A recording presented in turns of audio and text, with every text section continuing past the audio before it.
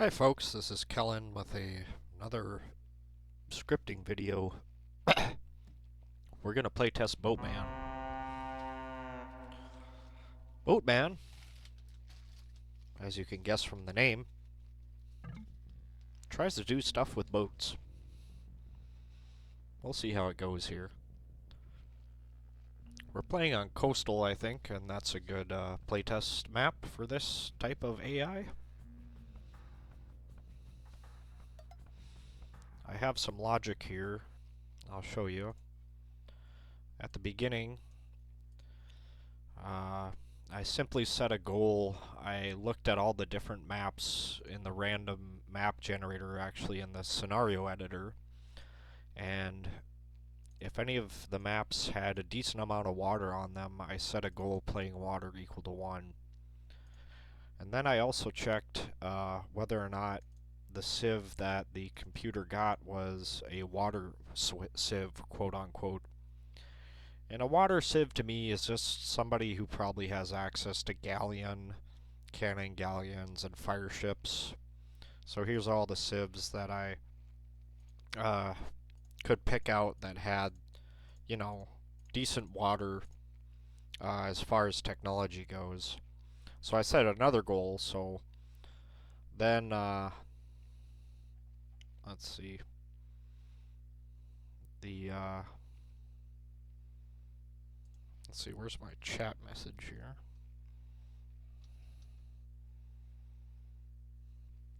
So then I have a goal here that says if it's playing a water map and it's a water sieve, then it will play.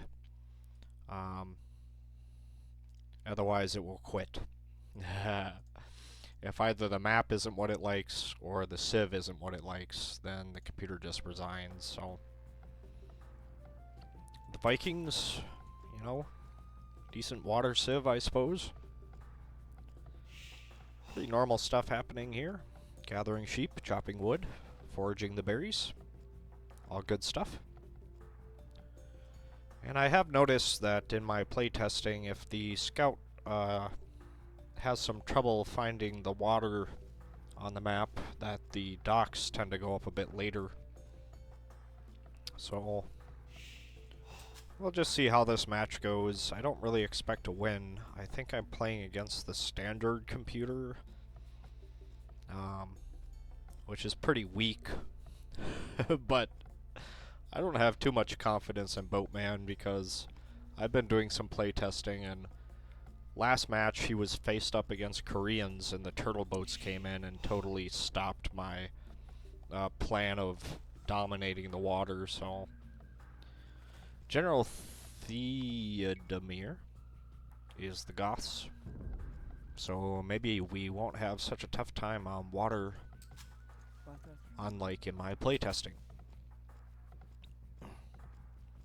But that's only an assumption. You never know until you see it for yourself whether or not your AI is headed in the right direction. That's part of the fun, you know. You script something up, you hope it works. Sometimes it does, sometimes it doesn't. And when it doesn't work out, I take notes. I look around in the AI ref, because sometimes when I'm reading the commands, I only zero in on a few sentences. Some commands are a little weird, and there's extra stuff that you have to be aware of in order to use them correctly. And that's all noted in the AI ref, so I usually go to my logic that's supposed to take care of something, and if it doesn't, then I go there and I look at it and I ponder and wonder, this rule didn't trigger, therefore something must have been false in the facts section, therefore I must not be understanding something correctly. And, you know, sometimes I find the issue and sometimes I don't. That's just, that's code for you. Sometimes staring at a script for too long can really have the opposite effect. You'd think the longer you stared at a script and worked on it, it would get better, right? Well, if you introduce a bunch of things that make it worse, then the AI will play worse. that's the yin and yang of AI scripting, I suppose. Where's this villager going? To construct a lumber camp all the way over here. You know, this would have been a better location, but whatever. We accept and we move on. We try not to get too frustrated over our AI's behavior and let it play.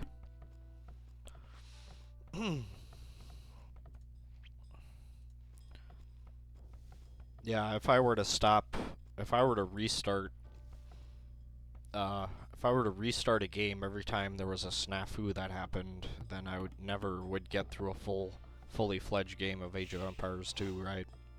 There's always something that happens that you don't really expect, and that's part of the fun of the game.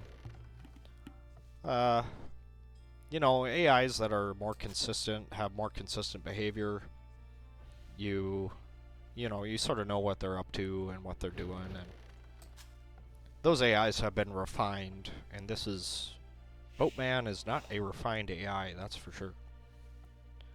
He's just a dude who thinks that building ships is cool. And as you can see, the scout has not yet found the water, so this could delay the first couple docks going up by quite a bit. But we'll play through that little snafu, and we'll see in the end what comes of it. Looks like he found some water, but he didn't explore far enough in order for the build dock rule to trigger. Eventually, you know, the scout gets to some edge of the map, and then a dock goes up. There we go. Just barely explored enough territory to put up a dock there, so that's good. And we're already on our way to feudal, so that's pretty cool. Forget F11. There we go. Just put up the game time there so we can keep track of time. But honestly, you know, this endeavor is a time sink, so expect to spend hours watching some boring stuff. I could speed up the game, and there's also a way to speed up the game using an application called Cheat Engine. I've never used it, but I suppose what it does is, you know, scans some process's memory and lets you change the value of the values that are held within certain memory addresses, and that way you can cheat in single player stuff, and or you can just simply monitor the values of certain things that are happening in the targeted application. You know, maybe you want to know while it's running, you know, what the value of the population count is. Maybe you're trying to debug something and you want to know what the value of the, you know, attack now stuff is. I'm not sure. Disregard the last 30 seconds of what I've said because that is complete nonsense. But anyways, they're hunting boar. I made them so that they would hunt boar, you know, why not? The food is there. Might as well get it. And during my playtesting, I've seen plenty of boar hunting shenanigans. And the AI sometimes does the boar luring really well. And other times it's like, dude, what the hell are you doing? So it's not the most consistent. Oh yeah, I'm getting attacked by wild animals. This is one of the things that happens is a villager will walk across the map to build the dock and then it'll run into a wolf. And yep, that villager's a dead one. Them bones are soaking into the earth. So anyways. Rip, female villager. Here comes another. Thankfully the wolf has been weakened, so with this guy with his knife, we'll be able to take this guy down. Yeah. Oh, and now he got switched to a miner. So that's pretty cool. This is some funny stuff. Anyways, back home. There's just mostly normal things happening. Outside of the town, there's it's quite dangerous, you know, wolves out there. And let's see. It's built a fishing ship and a galleon. I find fishing early on really does boost the economy quite well. If you get 10 or so fishing ships in the Dark or Feudal Age, it really helps you get enough food to click up to castles. So, fishing, fishing, fishing. If you can fish, you might as well do it. Just like if you can boar hunt, you might as well do it. Just like if you found sheep, you might as well harvest them.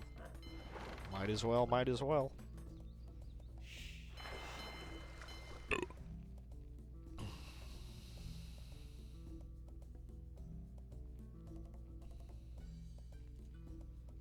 So,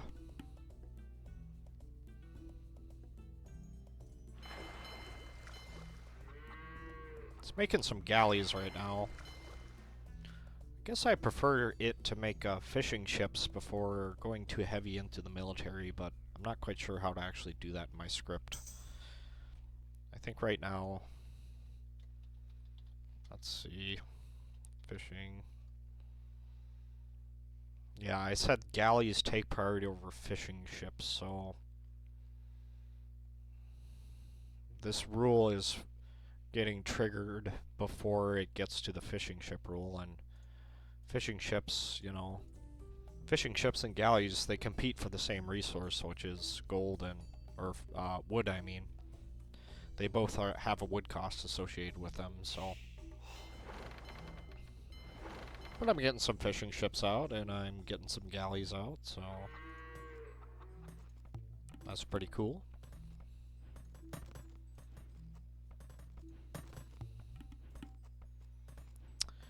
And then,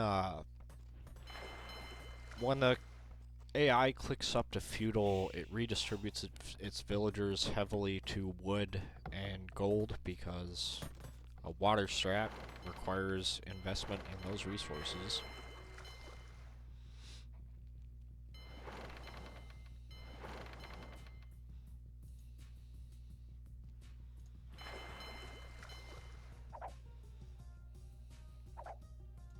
Look out! I've noticed ships are pretty powerful against most land-based units. It's just, you know, ships are limited to water, so they can't just walk up to a land army and smoke it. But, you know, the galleys, they can sort of poke at the land army from afar sometimes. Obviously, if the fighting's inland, then the warships can't participate in that fighting. But, you know, people on the coast, beware. There's pirates out there with arrows, and they're gonna launch them at you if you come into sight, so.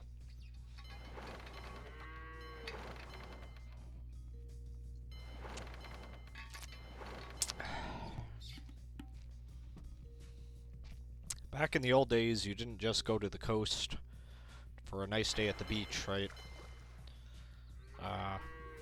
You had to be worried about the high seas pirates. And that's a lesson that I'll never forget that Age of Empires 2 has taught me. Be prepared when you go to the coast.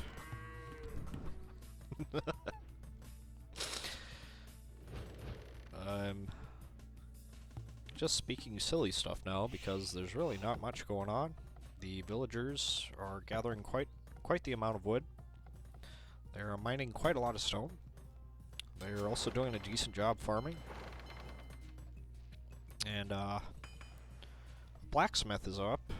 The next thing that needs to go up is a market, and after that, if the computer has enough resources, it will go to the castle age. I've built some logic for building cannon galleons, because the plan is to build a bunch of war galleys or galleons. It's called the galley line. You know, galleys war galleys and galleons. They're all the same thing. They're all the same base unit, I should say. And then you research the upgrades to get the improvements to those types of boats.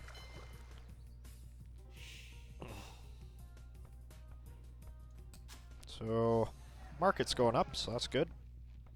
Means we are well on our way to Castle Age. It looks like we're going to have enough resources to click up.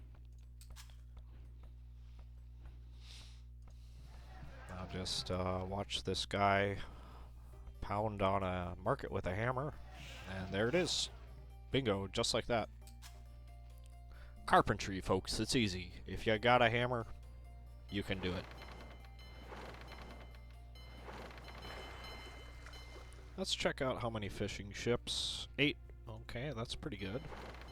Let's check out how many warships. 8. Okay, that's pretty good. Looks like we did find the enemy's dock, so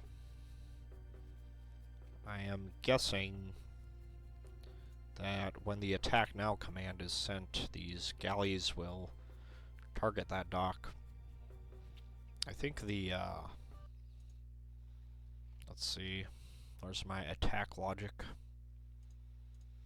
Yeah, if there's more than 10 galleys or more than 10 cannon galleons, it goes on the attack, so we should see something happen here pretty soon.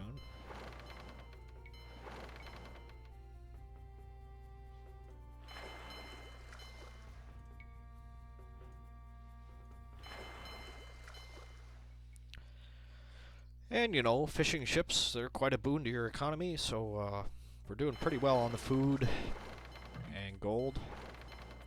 The first attack is coming. And the galleys are moving out. It's going to take a while for them to navigate to the enemy's dock, but they will. Now, the thing is, you know, even if you've got a really strong navy, on a map like Coastal, there's plenty of inland places that are safe from the sea. So, one thing I want to do with this AI is, let's write this down, back up water aggression with a land army as well.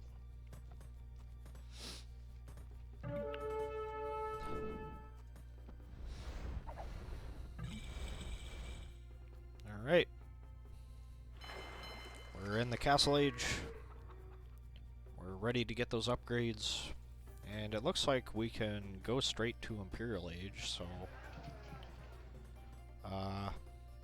just need enough wood to put up a siege workshop. And what else? A university. Might take a little while for the AI to get there, because right now it's sinking a lot of wood into building ships, so there's sort of a resource conflict here where it's like, well, I want to build buildings, but I also want to build ships, and there's just simply not enough villagers harvesting wood to make both those things happen at once. Of course, as we all know, Castle Age fire ships versus Feudal Age galleys is a very one-sided affair. So, these galleys are going to get wiped. Oh, look at that. We upgraded to War Galley. How cool.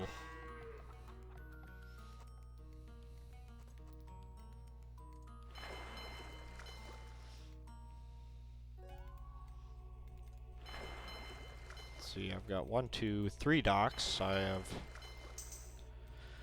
I maxed out on 3 docks. That was just sort of an arbitrary thing, so maybe 2 docks would be more efficient because the wood, it's, you know, 3 docks is a little extra wood that could be spent on building the Castle Age buildings needed to go up to the Imperial Age. But the university did get built. The other Castle Age building that needs to go up is a siege workshop. And, you know, it's just a prereq for going to the Imperial Age. You need 2 Castle Age buildings. Well, what are your options? Universities, castles, siege workshops, monasteries. So you got some options to fulfill the prerequisites to go to Imperial, but I just went with a siege workshop. I don't know why. Maybe better would be to go for a monastery, because collecting relics, you know, you don't want to lose because your opponent held all the relics. That's just embarrassing.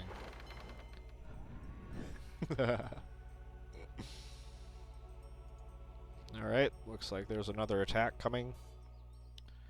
This attack looks a little stronger than the last one, so we'll see how it plays out. I was thinking maybe, I don't know, maybe it would be better for me to build fire ships instead of these galleons, but I don't know.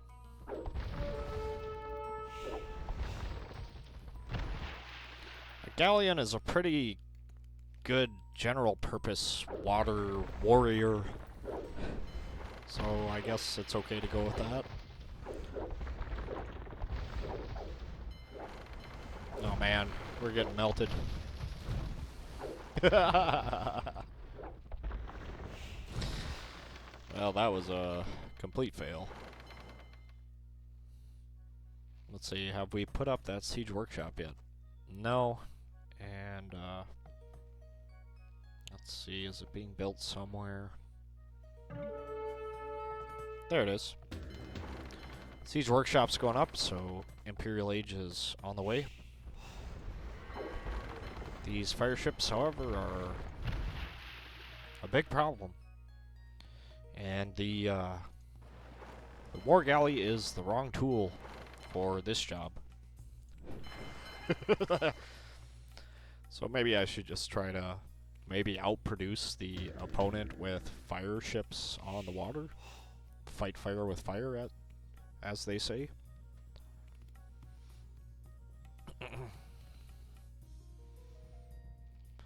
One of the problems, too, is that these ships, they like to spread out. I think there's a strategic number I can tweak so that they start to bunch up at the docks. And maybe that would make the group attacking more effective because they'd already be in groups. They wouldn't have to meet somewhere and then go on the attack because they're all spread out right now.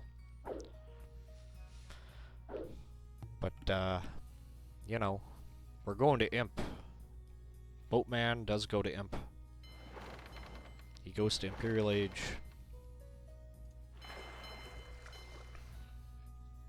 He tries to get some cannon galleons going in the Imperial Age. And if you look, you know, there's really not a lot of targets for these cannon galleons, you know, so not sure if these houses are in range. Maybe, maybe not. Piracy, boys! This means a follow-up attack is coming. My suspicion is that this train of war galleys is going to run into a force of fire ships and lose miserably, because that has happened for the last 2 battles on water, so why wouldn't it happen again?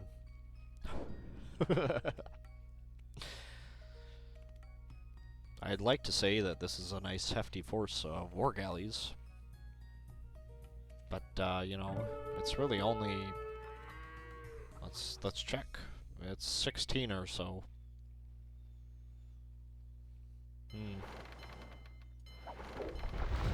Oh, I didn't even notice this going on.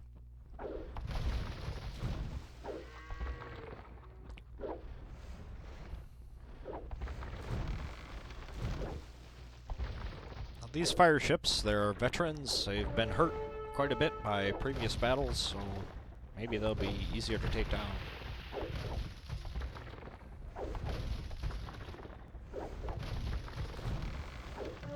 Yeah. Looks like we made some progress on the water here. Imperial Age is coming. Galleon and Cannon Galleon is coming. Go Boatman. Let's check these docks here, see if they're researching anything interesting. Nope, just making more galleys.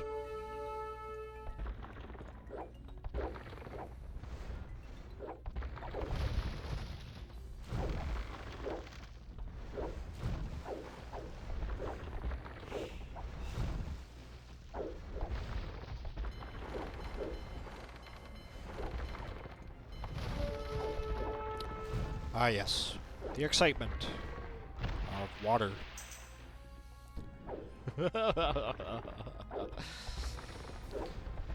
And cannon galleons, you know, fire ships are one of the best counters to cannon galleons because cannon galleons have no shot in hell at shooting cannonballs accurately at fire ships. So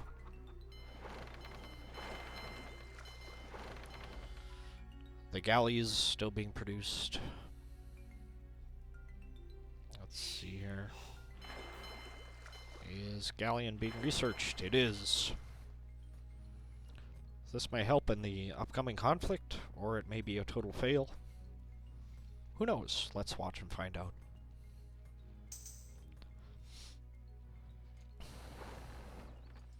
I will say the graphics for the galleon look pretty amazing. These look like, you know, legitimate warships. Unlike the little tugboat-looking things that galleons are, you know, you can tell by looking at them that they mean big business.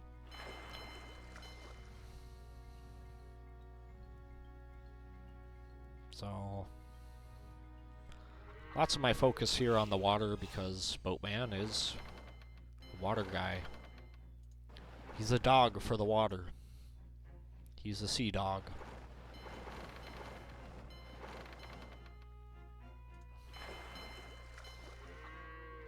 We'll see if cannon galleon's being researched, and that research has completed.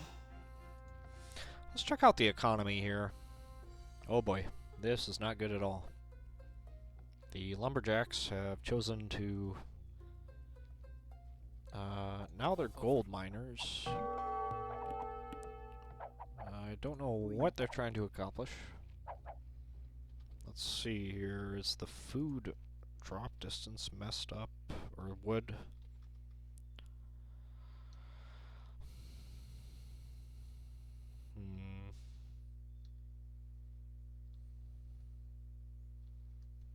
Let's see, SN dash maximum wood drop site distance.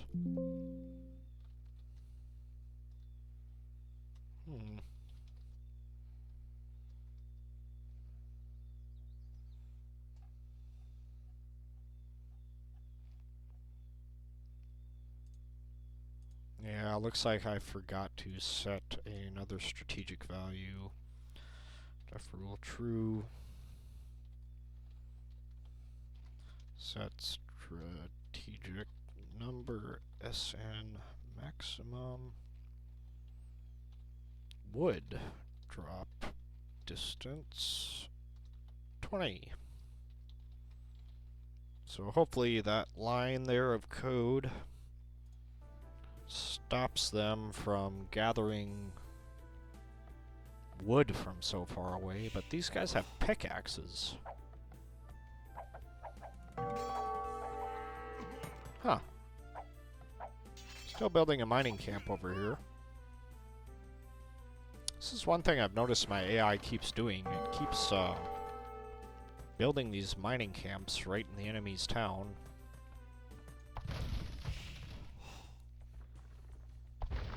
The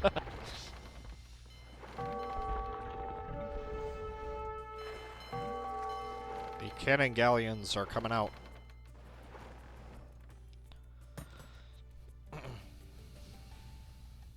We'll see if that changes the tide of battle.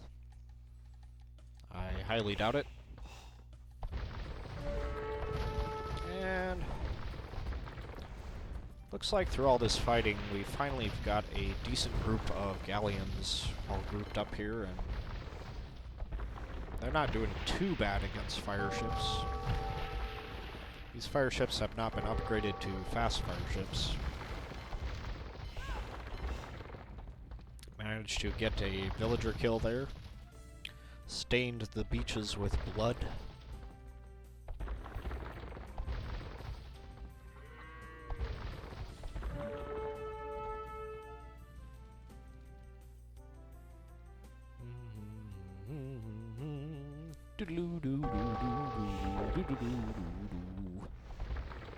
Yabba dabba dabba doo.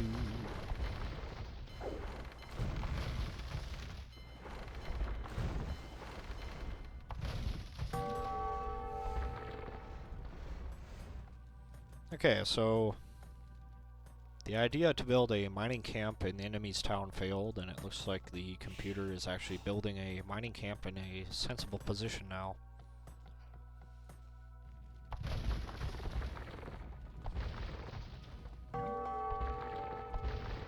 Up, here comes an archer.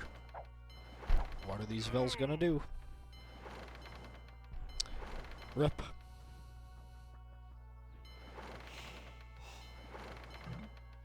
There we go. So here comes a wave of ships that includes cannon galleons as a part of their makeup. And we'll see what that does in the long run. Looks like we are losing on water, though. We'll see what happens when this force of ships meets the enemy. I highly doubt they will be successful because, you know, you should probably go for the fire ships on water. I mean, they're just so effective versus galleons and cannon galleons. I have seen some higher skilled players really use the galleons to great effect, because what they can do is they can kite the fire ships, right? They have a big group of galleons, they fire, retreat, fire, retreat, fire, retreat, and because fire ships have such a small minimum attack distance, the fire ships are always chasing the galleons around. They never quite catch up to the galleons, and the galleons just take them down. Slowly but surely, you know, picking them off.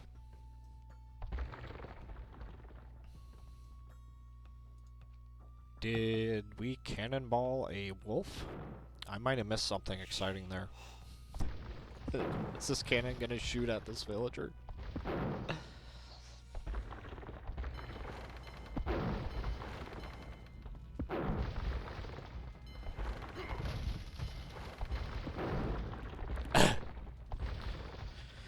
Villager went fishing and got demolished.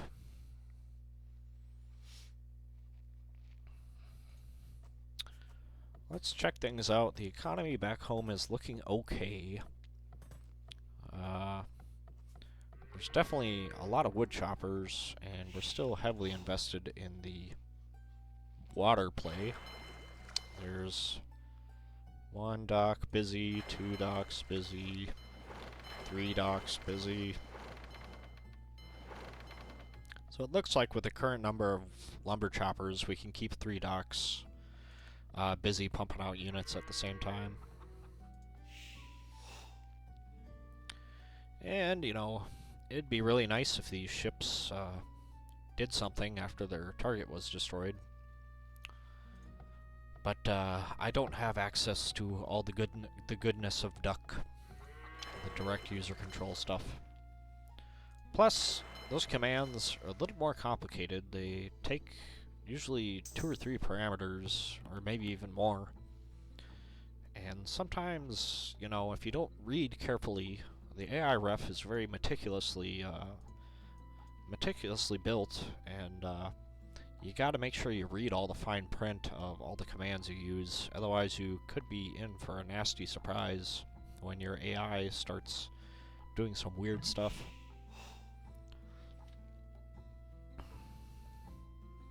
So it looks like an attack was triggered, but these boats don't have a target.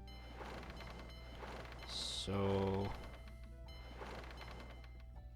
well, it's time for me to intervene.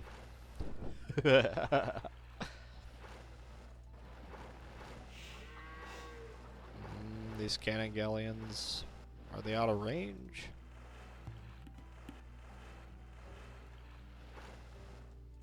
Come on, let's go exploring here.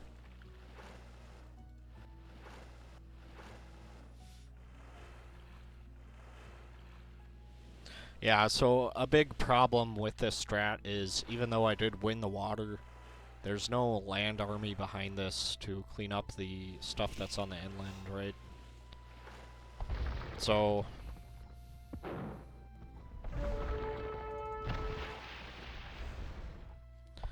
you know, I'm just gonna conclude the playtesting here. There's no reason to try and play out the rest of this match, so... the next thing for me to do would be to try and figure out how to distribute my resources for a land army that eventually comes in and starts doing some damage to the enemy town, because... and coastal, you know, I'm not sure coastal is the best playtest map, to be honest, because it's like, okay, if you take the water on coastal, sure, you have access to all the coastal fish, but your opponent's base is located inland, so this big navy that you have, you can't really do damage to the opponent's infrastructure, so... I'm gonna conclude this playtest and chalk it up as a loss for Boatman. Okay, folks, thanks for listening. See you next time.